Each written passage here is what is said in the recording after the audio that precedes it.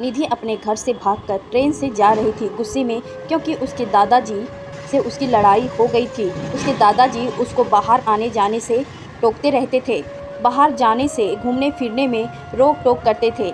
उसको घुटन लगने लगी थी अपने ही घर में, इसी से उबकर घर छोड़कर भाग रही थी। निधि ट्रेन के रिजर्वेशन के डब्बे में बाथरूम के तरफ वाली सीट पर बैठी थी। उसके चेहरे से पता चल रहा था कि थोड़ी सी घबराहट है उसके दिल में कि कहीं टीटी ने आकर पकड़ लिया तो।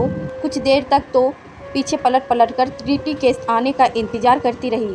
शायद सोच रही थी कि थोड़े बहुत पैसे देकर कुछ निपटा कर लूँगी। देख कर यही लग रहा था कि जनरल डब्बे में चढ़ नहीं पाई, इसीलिए इसमें आकर बैठ गई। डर कर एक कोने में छिपी बैठी थी। शायद ज़्यादा लंबा सफ़र भी नहीं करना चाहती थी। वो सामान के नाम पर उसकी गोद में रखा एक छोटा सा बस्ता ही तो था। किनारे की तरफ बैठी रवि निधि को देर तक कोशिश करता रहा पीछे से उसे देखने की। शायद चेहरा सही से दिख पाया, लेकिन हर बार असफल ही रहा। फिर थोड़ी देर बाद भी खिड़की पर हाथ टिकाकर सो गई और रवि भी वापस से अपनी किताब पढ़ने में लग गया। लगभग 1 घंटे के बाद टीटी आया और उसे हिलाकर उठाया। कहाँ जाना है बेटा? अंकल, बहुत दूर तक, दिल्ली जाना है। टिकट है? दिखाओ। नहीं अंकल, जनरल का है, लेकिन मैं वहाँ चढ़ नहीं पाया, इसीलिए इसमें बैठ गई। अच्छा, तो 500 रुपये का पेनाल्टी बनेगा, जल्दी पैसे दो। अरे अंकल जी, मेरे पास तो पैसे ही नहीं हैं। बहुत ढूंढने के बाद ये 200 रुपये ही हैं। ये तो गलत बात है बेटा, पेनाल्टी तो भरनी पड़ेगी। निधि रोते हुए, सॉरी अंकल, मैं अगले स्टेशन पर जनरल डब्बे में चली जाऊंगी। मेरे पास सच में पैसे नहीं है, कुछ परेशानी आ गई, इसीलिए जल्दीबाजी में घर से निकल आई और ज़्यादा पैसे लेना भूल गई। बोलते बोलते निधि रोने लगी। टीटी ने उसे माफ़ कर दिया और 200 रुपये में उसे दिल्ली तक उस डब्बे में बैठने की परमिशन दे दी। टीटी के जाते ही उसने अपने आंसू पोंछे और इधर उधर देखा कि कहीं कोई उसकी ओर देखकर हंस तो नहीं रहा था। थोड़ी देर बाद उसने किसी को फ़ोन लगाया और कहा कि उसके पास बिल्कुल भी पैसे नहीं बचे। दिल्ली स्टेशन पर उसे मिलने आ जाओ। वो किसी लड़के का फ़ोन कर रही थी। पैसे लेकर आ जाओ, मैं घर से भाग कर आई हूँ। अब मैं आज़ाद हूँ अपने घर वालों की किस से। अब तुम्हारे साथ सुख से रहूँगी मैं।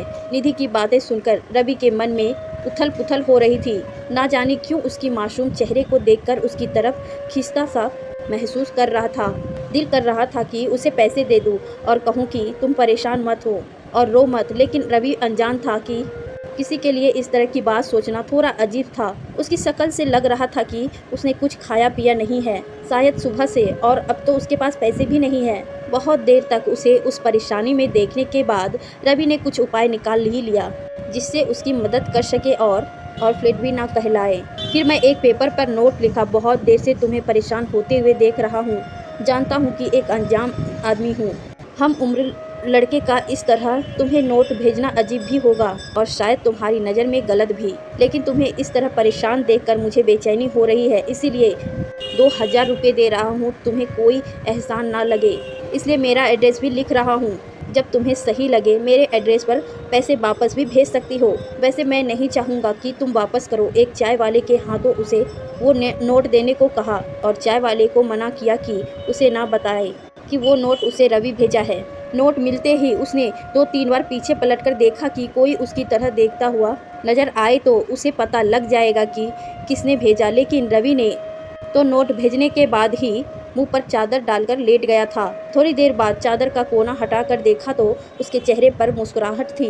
लगा जैसे कई सालों से इस एक मुस्कुराहट का इंतजार था। उसकी आंखों के चमक ने मेरा दिल उसके हाथों में जाकर थमा दिया।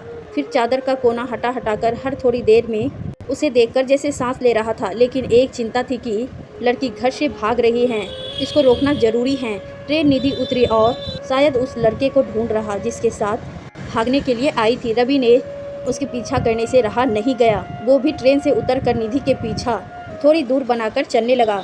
करीब 2 घंटे लगातार ढूंढने के बाद भी वो लड़का नहीं मिला। निधि अकेले अनजान शहर में स्टेशन पर बैठे रोए जा रही थी। बहुत देर से खुद को रोके हुए रवि से रहा नहीं गया और निधि के पास जाकर बोला, क्यों रो रही हो? मैं काफ़ी देर से ट्रेन में भी आपको देख रहा था, आपको कोई परेशानी है क्या? निधि रोते हुए बोली, मैं घर से भागकर आई हूँ, वहाँ मुझे आज़ादी नहीं है अपने तरीके से जीने की। रवि ने समझाते हुए बोला, आप घर से भागकर किसी लड़के से शादी करने वाली थी ना? निधि, हाँ, लेकिन वो आया नहीं। रवि ने बहुत समझाया निधि को, अपनी गलती पर पछतावा हो रहा था और वो एक छोटा सा नोट अपने हाथ से लिखकर रवि को दी कि वो उसको ट्रेन में रख दे। रवि से रहा नहीं गया, तुरंत उस खत को खोला। उस पर लिखा था, धन्यवाद मेरे अनजान हमसफ़र, आपका ये पैसा मैं ज़िंदगी भर नहीं भूलूंगी। और एक धन्यवाद जो अभी स्टेशन पर मिले थे उनको भी, मुझको अपना जैसा समझाने के लिए। आज मैं अपने घर उनकी बेटी बनकर जाऊंगी। रवि उस दिन से निधि को भूल नहीं पा रहा था। उसका मन कह रहा था निधि ज़रूर खत भेजेगी। अब तो निधि, वो आंखें और वो मुस्कुराहट जैसे रवि के जीने की वजह बन गए थे।